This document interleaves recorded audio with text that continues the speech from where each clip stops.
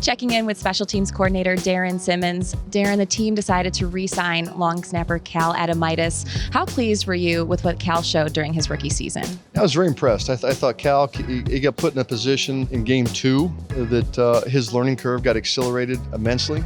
And I thought he came in and handled that very well. The first couple games, were against probably the toughest opponents for him, because they're teams that like to rush a lot. And I think that he did a spectacular job of preparing and learning how to be a pro kind of on the run.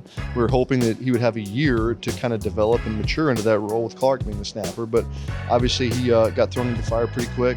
I thought he learned a lot. I thought he executed pretty well for a first-year player like that. So I'm pleased with what he did. The culture in this locker room is just absolutely exceptional. But how much pride do you take knowing that that culture and that selflessness is among the specialists? Well, I take a great deal of pride in that. That's one of the probably the biggest differences I think overall in the teams that we've been on before here until the teams we've been on now is there is a very, very high level of selflessness. This team is very, very, very tight knit. These last 2 teams, especially this team, I think it was as tight a team as I've ever been on. Nobody cares who gets the credit as long as we get the win.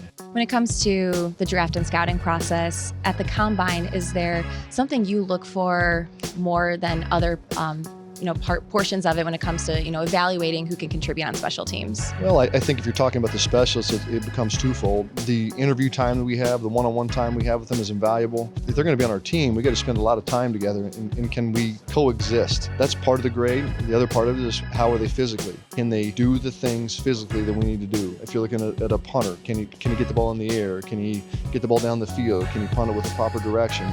Can the kicker make field goals? Does he get it high enough? How are his kickoffs? And those are just the specialists. And I think when you're talking about other groupings like position players, returners, right? How do they fit?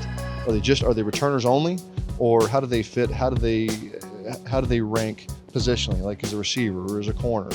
And it's all got to fit together. So there's a lot of things that we have to try to clear up between now and when the actual draft gets here that all become part of that process. Well, Darrin, appreciate the time. Thanks for checking in with us. Bet. Thank you. Thanks for having me.